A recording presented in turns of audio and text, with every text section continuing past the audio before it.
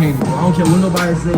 They can say, you hit very hard. You're a southpaw. I'm stopping. What if he tries to clinch you to death? I'm stopping him. We working on shit already right now. 1-2 clinch.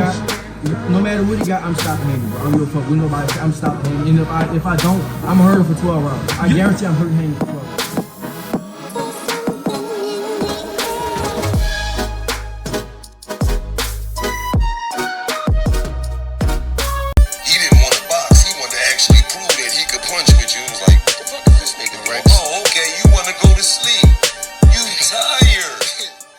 Welcome to BodyWork.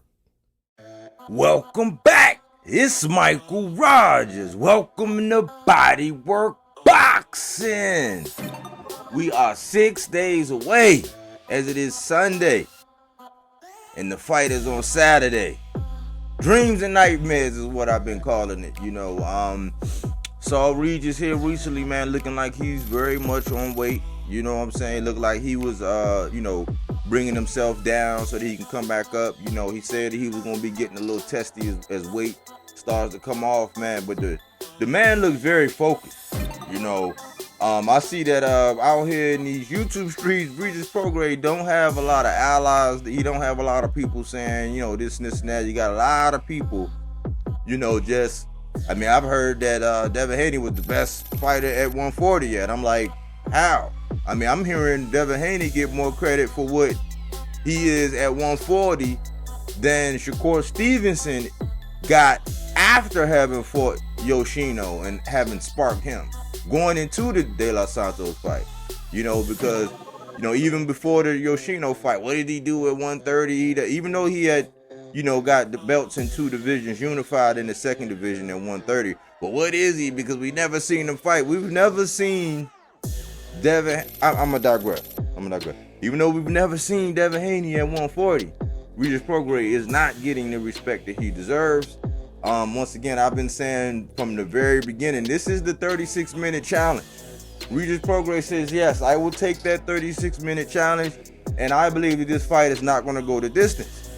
One of the biggest Devin Haney fans on the planet says that Devin Haney, aka Dev Dollars, they call him Mr. 36 minutes. And I think right now Regis Prograis is feeling slighted. And let me paint some landscape for you. Let me paint a little bit of background, right? DHP is very calculated in their moves. We've already got news. The beans have been spilled that it was best laid plans for Devin Haney to go over to ESPN, Top Rank, and become undisputed, and he was going to come right back. Eddie let that cat slip out of the bag, and then here recently in the face-off, Devin Haney actually reiterated that, saying, "What do you mean? I've been told you I wanted to fight you. Why you think we went to your fight?" And I was drawing some parallels. I said, well, I remember when Devin Haney, he actually went to a Loma fight, right? He went to that last Loma fight. I think that was the fight after when he fought Jermaine Ortiz, and he actually got in the ring. That's when he had the bone sweater, and he was on. Everybody was saying, "Oh, look," and Loma made the joke like, "Oh, he looks like a middleweight," all that stuff, right? So he went to that fight. He also went to the Tank Davis versus Ryan Garcia fight. However, at the end of that fight, he left. And I was always saying, like, a lot of people didn't catch when I said when that actually happened. I was like, oh man, Devin left out because he didn't get the results that he wanted. See, deep down inside, he thought that maybe Ryan could actually get out on Tank, deep down inside.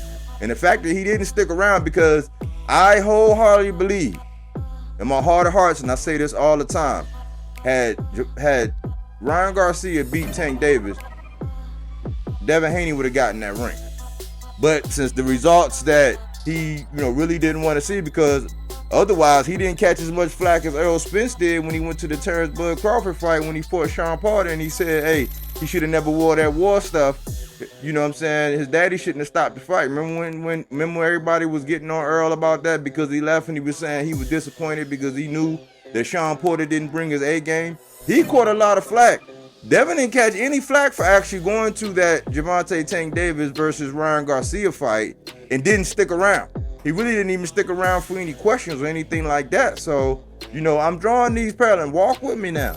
So we fast forward to when Shakur Stevenson went to his fight against Lomachenko. And he eked out that victory doing that body work. You know what I'm saying? When he did that, after the fight, Shakur Stevenson jumped in that ring. And he said, what's good? Devin Haney and them exit stage left. Let's fast forward. He went to that Regis fight against Zorilla. Yeah, his dad went to that fight. They went to that fight because they were scouting. They wanted to see. And guess what they saw? They saw a Regis Prograis that they thought maybe they could deal with. That somebody they might be able to have a little bit of success with. And if you notice, drawing some more parallels.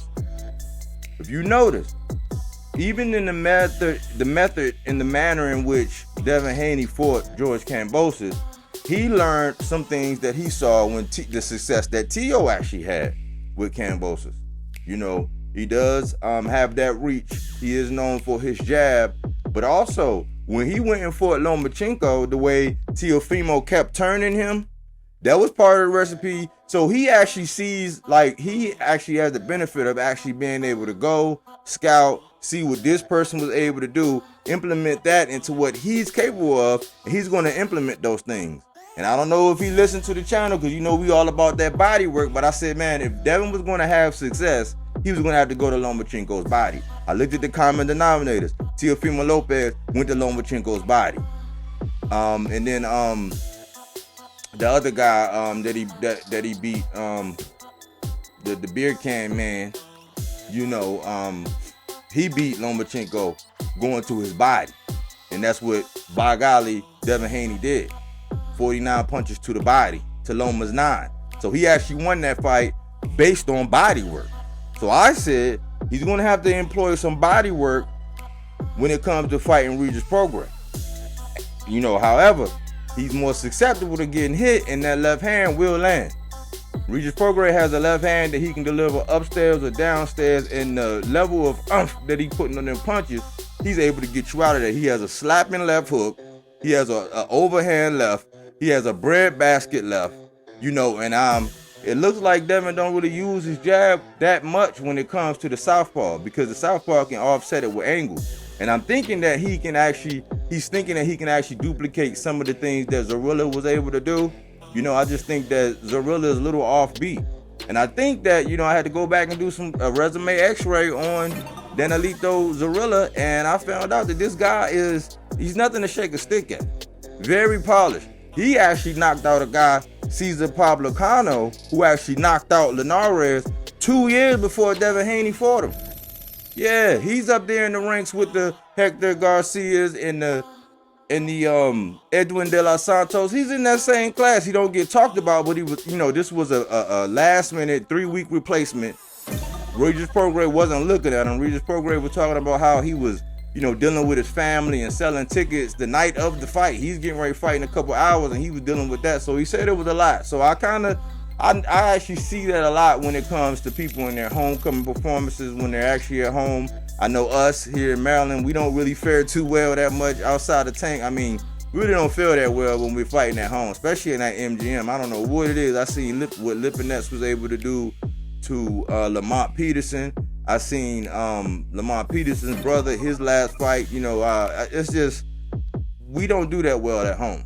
You know, but you know, part of that is really just being at home in itself. Even when you think about Teofimo's, you know, fight and that loss he suffered. You know, we forget that Kambosos actually came over to Teofimo's backyard in New York and was able to pull that off.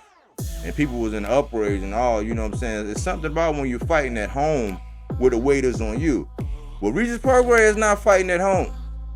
And Devin Haney is fighting at home in this fight, you know. So I kind of think that a lot of pressure is on Devin right now. You know, I think that a lot of the cap and a lot of the things that is coming out of the camp and the sensationalism and all that, it's really getting everybody off of the mark. And the mark really is what is Devin at 140? You know, we can give him a title. We can put the cart before the horse like everybody else. But we don't even know what he is at 140. You know, I believe that if he's packing the same kind of punch that he was packing at 135, I mean, people say, oh, people don't just run through him. It's like, no, Devin has, you know, several methods to where if your athleticism isn't on the same level as him, he's going to get you. If your IQ is not on the same level as him, he's going to get you. You know, and I think a lot of the times it's probably he has the reach advantage, and, you know, he knows how to use, there's certain styles that he just knows how to beat. Like, he was a master at Kambosos, and I think since Kambosos is a very, he's a, what you want to call it, he's a feisty counterpuncher. And with Teofimo being so aggressive, just like when he was aggressive against Sandor Martin, and Sandor Martin kept hitting him with that hook, you know what I'm saying, it was actually shown that a real good, sharp, accurate counterpuncher, if Teofimo don't slow down, jab his way in, double jab, and, you know, figure out his way in and a way to escape without getting hit, he can get past it. But Devin is very clever. He can do the jab and clinch. He can do the jab and fold over to one side, or the jab and pivot. You know, it's not that many options. And I remind people that there's one point in time in that fight where, you know, they went to the corner and Devin Haney was like, Dad, they figured out what I'm doing. You know what I'm saying? So it's not that hard to figure out. You know, I think that Regis is getting overlooked in this fight. He seems very focused. A lot of people are getting sidetracked by the fact that he says that he got it out the mud, that he doesn't come out for money. That's not a knock on Devin. He said, I'm not like that. I don't come from that. I wasn't built like that. I didn't have all these trinkets. He said, listen, when he said I started boxing, basically he started boxing late in the game. He turned pro late in the game, because him and Devin was going back and forth, and, you know, Devin was like, yeah, you're 10 years older than me. Like, that was something really to brag about, because I always make a joke, but there's a lot of truth in a joke. And I say, Devin loved them Cougars. He already got his eyes set on a whole nother Cougar, Keith Thurman. But from Gamboa when he fought him, Linares when he fought him, Loma when he fought him, you know, we can say Regis, I accept Regis, because Regis is closer to his prime. He only lost once, controversial decision. You know what I'm saying? He's in his physical and mental prime. He's climbed his way back up to the top, and he's a battle-tested, very savvy veteran. You know, with a dangerous left hand, he can hurt you with both hands. And I still think that the approach to this fight isn't the best angle, in my opinion, for Devin, but I think there's a lot of pressure on Devin. We can get sidebar with all the media things and everything that he put out in the media and his fans and how they make you go crazy and all this, but we get too far away from the X's and O's, in which, in his last fight against the Southpaw, he was outlanded. And there is plenty of film. And I say that's one of the things about 12-round fighters. These fighters that tend to go 12 rounds all the time. One of Tank, in a way, Gary Antoine, like some Boots, a lot of their benefit is the fact that the fight is not going to go the distance. You don't have as much film to study. And they can make adjustments on the fly. I think Zorilla was a last-minute replacement. Aqua Guy does have power. That was evidenced by that flash knockdown that he landed on Regis. You know what I'm saying? Didn't know much about him. He was going off of basically the fact that he could just fight. But I think that they both knew, Regis and Devin both knew, that this was coming down the pike, because the common denominator is Eddie, baby. You know what I'm saying? So with 6 days out, I'm pretty excited. You know, I think that I got Regis on this one. You know, I'm standing in the gap. I'm standing with Regis. He's been one of my fighters in my boxes to watch collection. And again, unless my fighter's going up against your fighter, what do we talk about? Otherwise, all these guys in my boxes to watch, whenever they got a fight coming up, I make my picks, I tell you my stances, and I think that this is going to be the upset of the year, especially with all the cachet and all of the blown up, you know, superlatives and adjectives and all these glowing phrases and all this overhype that's going on surrounding DHP going to this fight. Like, Regis is something to shake a stick at. Like, no, Devin is a scouter. When they go to a fight and they see what they like and they think that you're not doing so well, a la Lomachenko, at that time, it's time to pounce. Well, they thought that this time, seeing Regis against Zorilla, it's time to pounce. Because when they saw Tank do what he did to Ryan, nothing was made. No reach outs, no none of that, because they wanted Ryan to win. Yeah. And speaking of Ryan showed that he is very dangerous. He has a very good skill set. I think he showed a couple different styles. You know, it's something that he got to perfect in the awkwardness of Duarte and how he throw that left. It almost reminded me of Tank's test against Cruz, that fight. That was almost the same thing with Duarte. A very, hard punching. He goes to the body. He hits what he can. Maybe not the most coordinated fighter in the world, but the level of disrespect he went into that fight facing Ryan Garcia, it showed up. Ryan Garcia is lightning fast, caught him with that lightning hook. It was delayed reaction, and I'm hearing that he wants Rolly Romero, who people regard as the weakest champion at 140, or the winner of Dreams and Nightmares with Devin Haney and Regis Prograis, with Regis Prograis being the WBC 140-pound reigning champion, making his first defense of his second time around championship with the WBC. So I'm kind of excited about it, man. There's a lot of questions to be answered. Week after that, we got Bam Bam. You know what I'm saying? I got a whole nother video for that. Look forward to that coming out. You know what I'm saying? As I start to break down these fights. But what do you think about this fight? Are people even talking about the X's and O's? Are people talking about the fact that the jab is not going to be a big factor in this fight? And Regis Prograis, he is very shifty. He knows how to get off that line and land that left upstairs, downstairs. And when he get real comfortable, when he get to throwing it, or he catch you backing out, when he catch you leaning up, or if he time you, he has a sweeping left hook that put many of people in their back pockets. You know what I'm talking about? Anyways, I would love to hear what you think about this fight. You know what I'm saying? Put your comments in there, like, comment, and subscribe. We just made, I think we made it to 726 now. You know what I'm saying? We made it to 700. We at 726 as we continue to build this channel brick by brick by brick. Anyways, thanks for tuning in here at BodyWorkBoxing. But we don't take things for face value. We do that body work.